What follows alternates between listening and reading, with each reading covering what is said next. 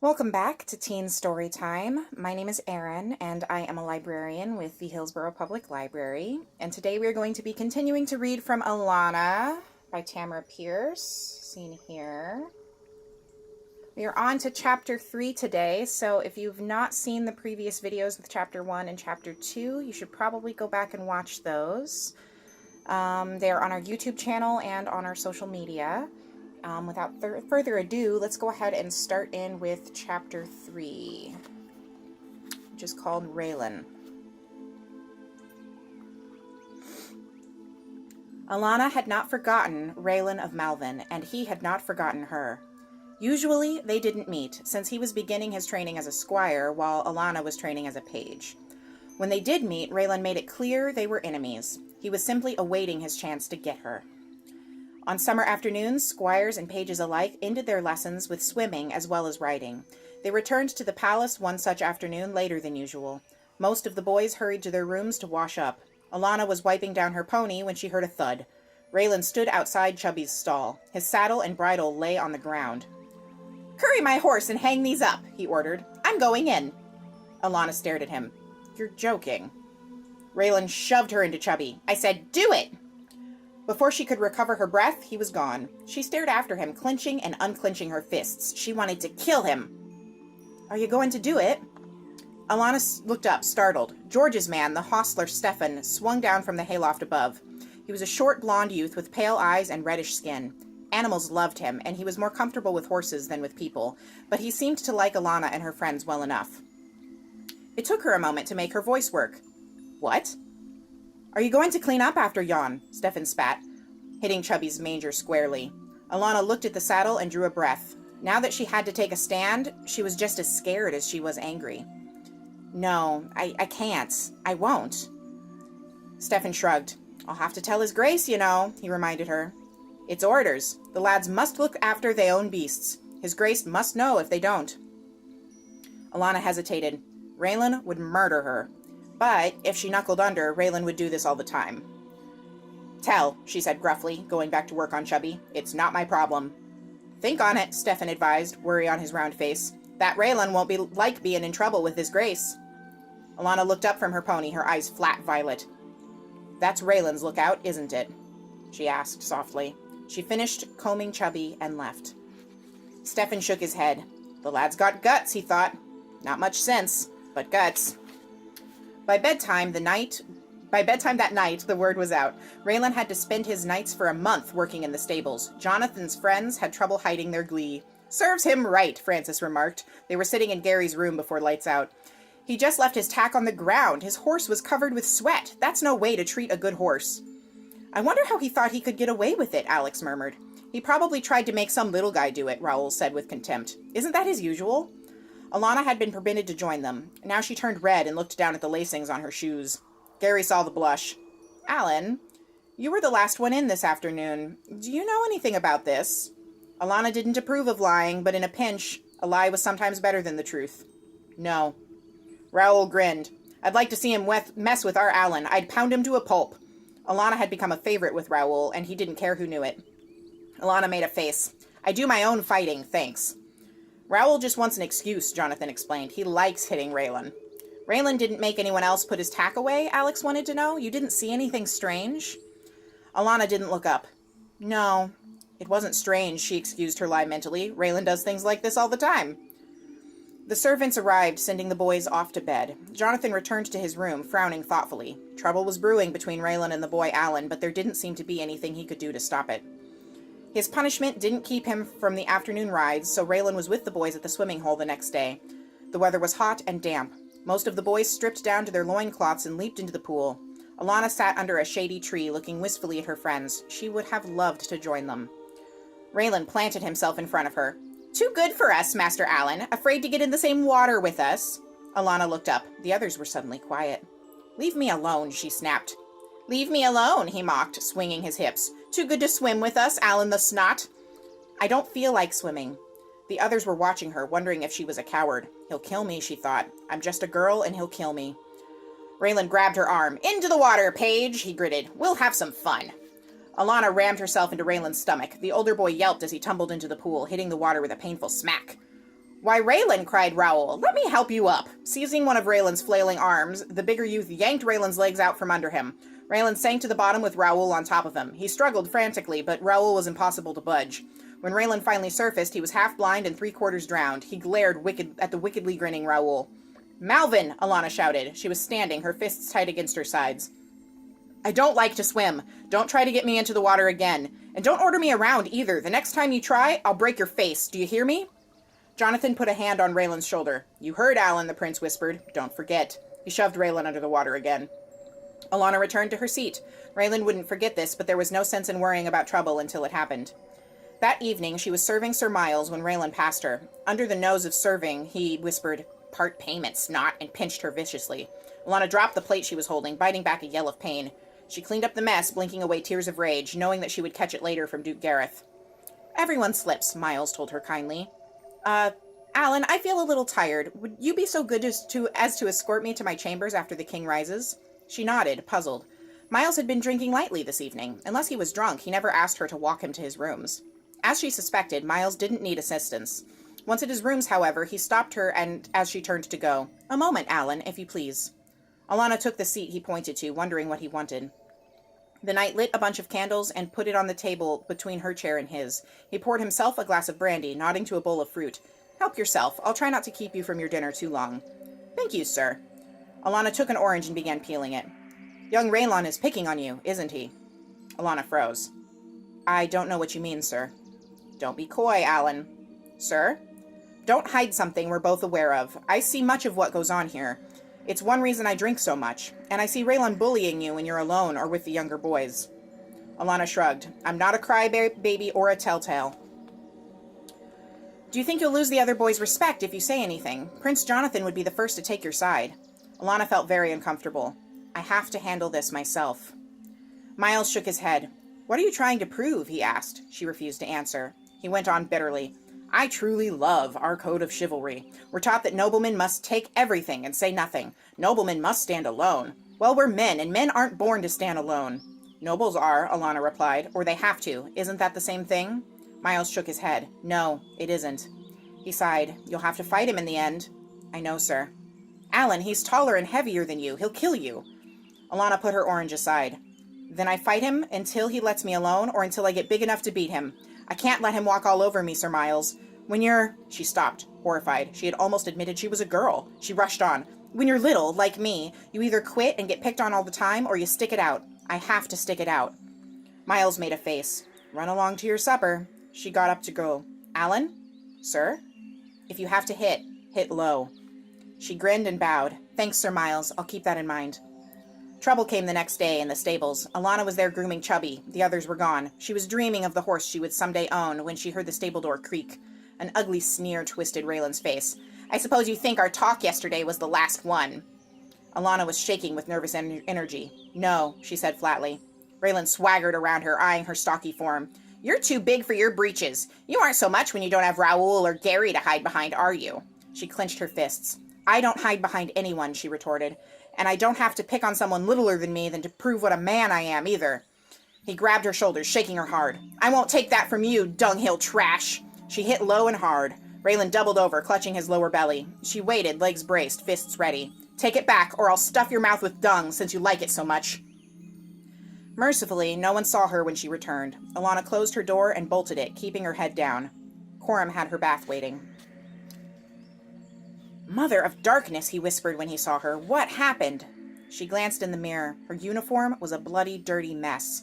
I fell down. Coram forced her to look up at him. She flinched as he wiped her face with a wet cloth. His calloused hands were surprisingly gentle. It's lying, you were in a fight. I said I fell down. She gasped as he touched her eye. Ah, the ground blooded your nose, split your lip, and punched you in the eye, all to once. Would you prefer to say 'twas your pony? The others didn't say you were hurt, so you must have fallen in the stables? I don't want to talk about it, she said coldly. He grinned. I'm off to fetch some raw meat for your eye where the ground hit you. I'll tell the lads you're ill. He clapped her on the shoulder and added, gruffly, You're a plucky lass. I'm proud of you, and I think it's time I gave you a bit of help. She lay down after he left. Tears forced themselves from her eyes. This wouldn't have happened to a real boy. Someone tapped on the door. Alan? It's Raoul. Coram says you're sick. What's wrong? Nothing. Can we come in? No, go away. Alan, it's Alex. What's the matter? There's nothing the matter, she yelled. Just leave me alone. Brief silence. Alan opened the door. This was the prince, and he was giving an order. Slowly, she obeyed. It was nearly dark. Maybe they wouldn't notice. All of her friends were standing outside. She looked at the floor. I'm sorry I yelled. It's just the heat, I guess. Look at me, Jonathan commanded. That she would not do. He put cool fingers beneath her chin and lifted her face. She gave him look for look with her good eye, ignoring the gasps and murmurs of pity. What happened? The prince said finally. I fell down, Highness, in the stables. Now they all knew what a weakling she was. Jonathan let her go. I'll make your excuses to Uncle Gareth. We'll bring you something to eat later. Thank you, she whispered. I'm not hungry. Here, lads, what's this? Coram was returning with a slice of raw meat. Alan had a bit of an accident, that's all. You best be getting to the tables. His Majesty's about to start. The others hurried away. Jonathan hesitated. I'll be back, he told Coram. The man bowed. Very good, your highness. That night, the pages ate in silence. After dinner, Jonathan and his friends went to Gary's rooms. It was Raylan, Raoul burst out when they were alone. He didn't like what happened yesterday, Francis pointed out. It's time we dealt with him, Alex added in his soft voice. He forgets his place. I'll teach it to him, Raoul growled. He forgot the lesson you taught him yesterday, Gary reminded him. Raoul smiled coldly. This time, I'll make sure he knows what the lesson's about. You're forgetting something. They all looked at Jonathan. Alan won't admit that Raylan hit him. He wants to fight Raylan himself. He can't, Raoul protested. He's just a little guy, and he doesn't know how to fight. He's got courage, Alex said. Courage, Raoul bellowed. That coward almost kills him, and— Hush, Jonathan ordered. Listen, we must be sure. Gary, see if anyone at the stables knows what happened. Perhaps Alan will tell me something. And remember, we have to do it his way. He'd be ashamed if he thought we were fighting his battles. The others nodded agreement, and the group split up. How do you feel? The prince asked. Alanna struggled to sit up. Miserable, Highness, she admitted. Poor little man. He really whipped you, didn't he? Nobody whipped me. I fell. He grinned. Deny it all you want. We both know you had a fight with Raylan, and you lost. She stuck her chin out stubbornly. I fell, your highness. Jonathan patted her shoulder. You're plucked to the backbone, young Trebund. Get some sleep. Gary found Stefan immediately. The hostler nodded at the young nobleman as he climbed into the hayloft. I thought perhaps one of you would be coming around. What lie is Master Alan telling? Gary made a face. He says he fell down. Stefan spat. Oh, aye, he fell. Of course, Master Raylan helped him fall several times. Poor little tyke didn't have a chance. He chuckled. But he got Master Malvin a good 'un in the nuts to start. Why didn't you stop them? Gary wanted to know. Stefan shook his head. It's the rules. We don't mess in the nobles' fights. But I'll say this. If Raylan ever comes back from the city with a full purse, George will have all of our ears. George likes Master Alan. Let George do what he wants. Then Gary frowned. What do you mean he'll have your ears? Stefan's eyes were calm. George has a collection. 1 slip, and he warns you. 2, and he takes an ear for his collection. 3 mistakes. Stefan shrugged. He takes the other ear and all that's attached. George likes things done right. The next afternoon, Raoul beat Raylan thoroughly. Raylan broke the code and informed Duke Gareth. From then on, Jonathan's friends left any room that Raylan entered. Raoul watched Raylan all the time, just waiting for his chance. Raylan couldn't take revenge on Raoul or Gary or the prince. Instead, he found an easier victim.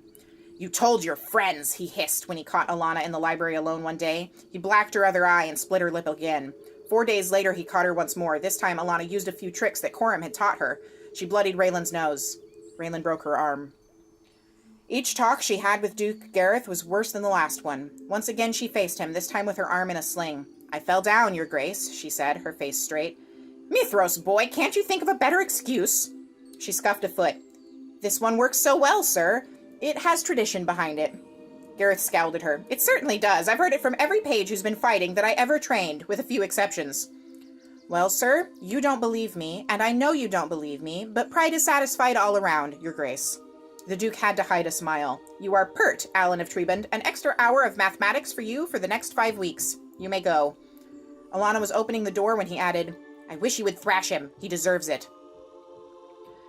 She looked back at him. I will one day, sir. I'm getting tired of falling down. While Alanna talked to Duke Gareth, Stefan had come to the practice courts in search of the master, who was teaching the boys hand-to-hand combat. After Stefan lured the teacher away, Jonathan's friends surrounded Raylan. He saw Raoul adjusting the padded gloves on his big hands and began to sweat. Jonathan spoke, his voice icy. You were warned, Malvin. You are no gentleman. You are a dog, and you shall be thrashed like one. Gary held Raylan. Raoul administered the beating, his face impossible to read. When the boy's teacher returned from his wild goose chase, he found his students practicing wrestling. Raylan, they said, was sick and had gone to his room. After that, Raylan kept to small bits of nastiness, knowing Alanna would never complain to anyone. If she had gone swimming, the others would have seen the many bruises on her body. As it was, she said nothing and continued to study with Coram.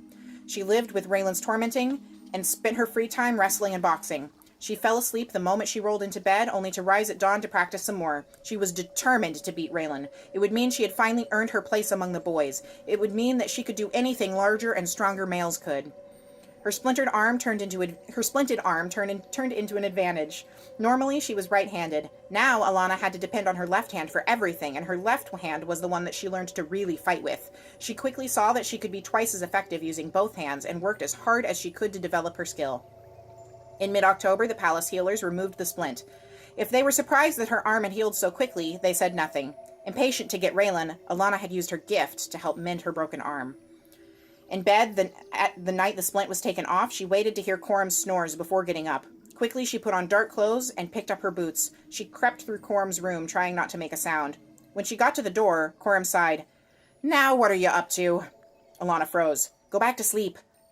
"Where are you going?" She could see him sitting up in the dim light from the window. "If Duke Gareth asks, you won't be lying when you say you don't know," she pointed out. Coram made a resigned noise. "Lass, it's restriction to the palace if you're caught." "I know." "All right, then. I won't bolt the door." He laid back down and immediately went back to sleep. It was easy to slip out of the palace and into the road into the city. Alanna set off at a jog trot, wishing she was riding Chubby. Still, she knew she couldn't have ridden out of the palace without being spotted. The Dancing Dove was bustling. She could barely see through the smoke-filled air, and the noise of thieves and their ladies having fun was deafening. For a moment she wanted to turn and run, but Raylan was waiting back at home. Better to face George's friends, who were honest villains, than Raylan the sneak. But how was she to find George in this mess? A tall, chesty redhead stopped and looked Alanna over. Planting her hands firmly on her hips, the redhead drawled, "A bit young for this place, aren't you, sonny?" Her husky voice was teasing, but there was kindness in the lady's large brown eyes.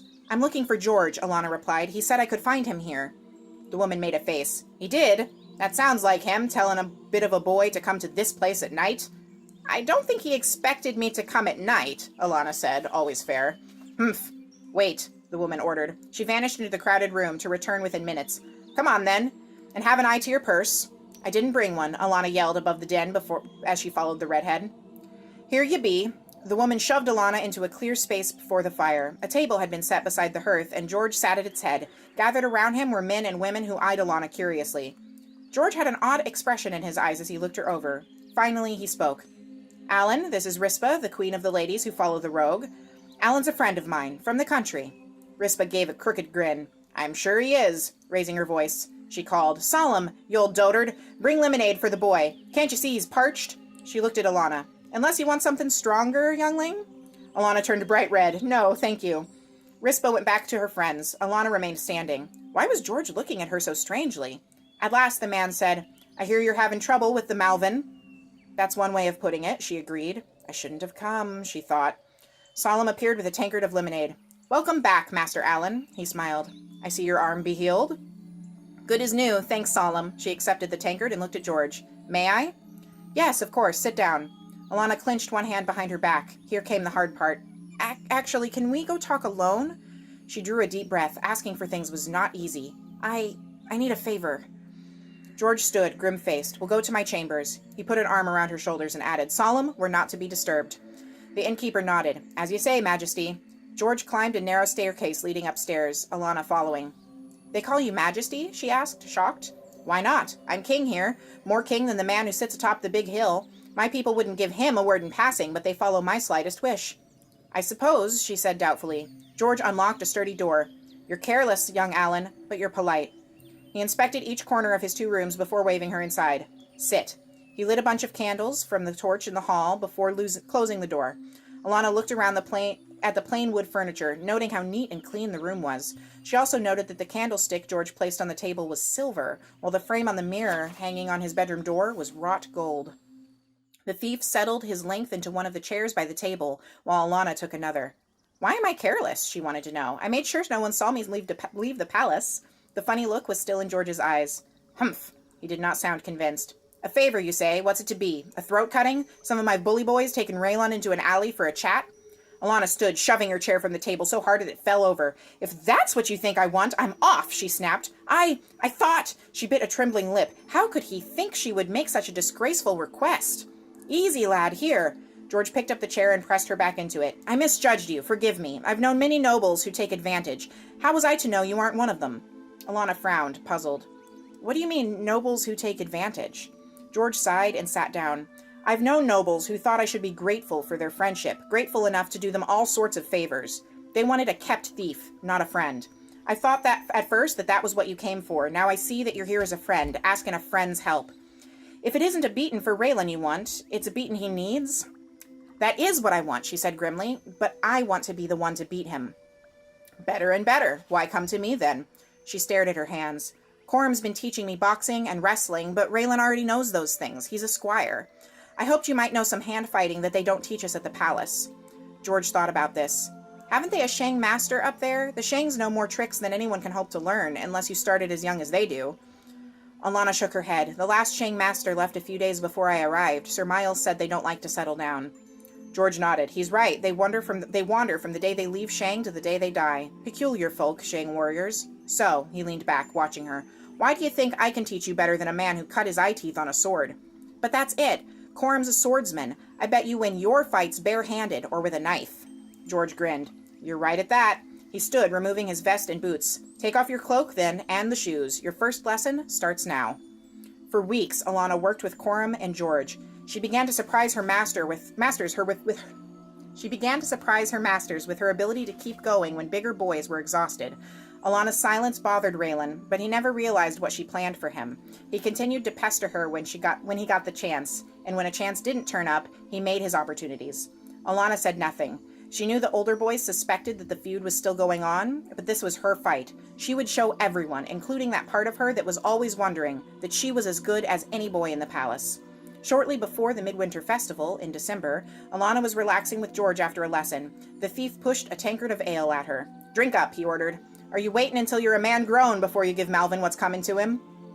Until now, George had never let her have anything but lemonade. "You think I'm ready?" she asked in a very small voice. "'Tis not my opinion that matters. The only way you'll win is if you think you're ready." She saw what he meant. Smiling grimly, she raised her tankard to him and drank the ale down.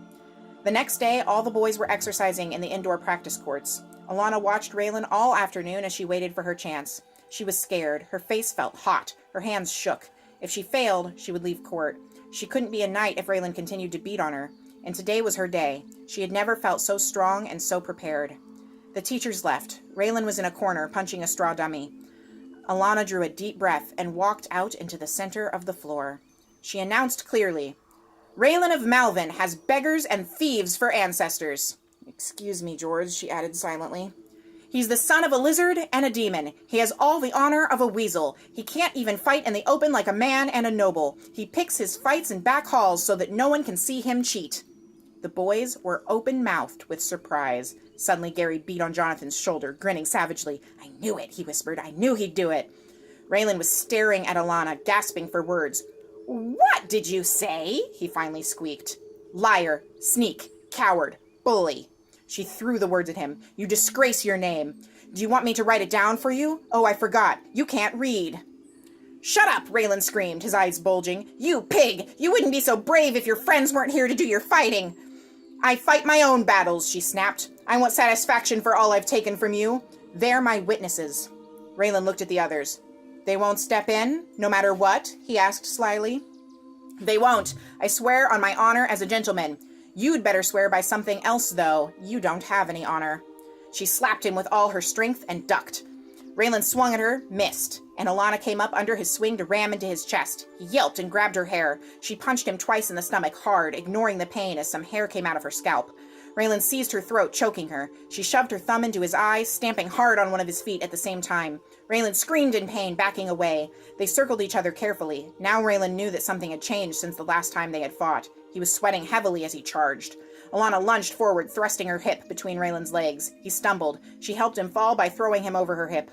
Quickly she knelt on his back, knowing better than to let him up. Twisting his arms up behind him with one hand, she used her other hand to pull his head up by the hair. "Give up?" she panted.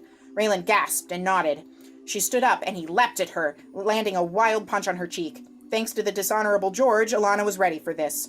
She slammed a fist up and under into his stomach again, knocking the breath out from his body. Swiftly, she broke his nose with her other hand.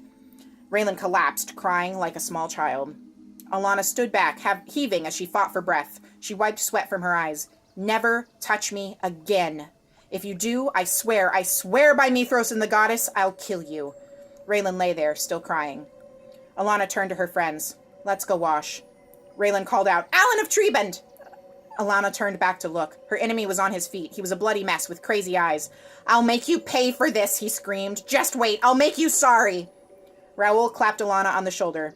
Come on, he said. It's getting windy in here. Miles found her alone in her room, sitting in the dark. You weren't at dinner tonight, the knight commented. Alanna blinked at him with surprise as he lit a candle. Raylan of Malvin has left court, Miles went on, sitting in her only chair. Your servant Coram is bragging to the fellow guardsmen that he knew that you could do it all along. The other boys want to celebrate. They think you're a hero. Isn't that what you wanted? She splashed cold water on her face. Is it? I don't know. She rubbed her face dry and looked at him. I threw up after, she confessed. I hate myself. I just knew more than Raylan did. And he always loses his temper when he fights. I took advantage of that. I'm as bad as he was. I doubt Raylan ever threw up after he beat someone smaller and younger than he was. Alanna frowned. You think so? I'm sure of it, Miles nodded. Alan, there will come a time when you, a knight, will have to fight someone less well-trained than you. It can't be helped, and it doesn't make you a bully. It just means that you learn to use your skills wisely. Alanna thought about this. At last she sighed and shook her head. It was too much just then. Miles ruffled her hair. So now you've proved you're a warrior to the whole palace. Surely you want to celebrate. Alanna made a face. No matter what Miles said, she had used fancy tricks to beat Raylan. That was all. She was still a girl masquerading as a boy, and sometimes she doubted that she would ever believe herself to be as good as the stupidest, clumsiest male. The door opened. Sir Miles, you beat me here. It was Prince Jonathan. How's Alan? Miles stood. I think he's tired. Alan, I'm going, but I wish you'd think about what I said. I always think about the things you tell me, she admitted. She gave him her hand. Thanks, Sir Miles. The knight bowed to Jonathan and left. The prince looked at Alanna. What was that about? Alanna shrugged. I think we were talking about what makes a bully. A bully fights people littler and weaker than he is because he thinks it's fun, Jonathan said flatly. Do you enjoy fighting, Raylan? We'll forget for now that he's older than you and a squire. When we were actually fighting? Maybe, she replied slowly. After? No. You won't find anyone smaller than you are, so you can't beat on them, the older boy said practically. And after today, we're all going to think twice about whether you're the weakest. Look, young Trebend, what did you think studying to be a knight was about? Suddenly, Alanna felt much better. Thanks, Highness, she grinned. Thanks a lot. He put a hand on her shoulder. You may have noticed that my friends call me Jonathan, or John. Alanna looked up at him, not sure what was going on. And, am I your friend, Highness? I do believe you are, he told her quietly. I'd like you to be. He offered her his hand. She took it. Then I am, Jonathan. And that was Chapter 3 of Alanna by Tamora Pierce. Join us again on Monday for Chapter 4. I'm including another recommendation list in the description of this video for more books that you might enjoy. And I'd also still love to know if you guys are interested in a bi-weekly discussion group about this book. I'd be happy to host one. Just let me know in the comments. And then for today's question, if you could give Alanna one piece of advice, what advice would you give her? And that's it for today. I will see you all on Monday.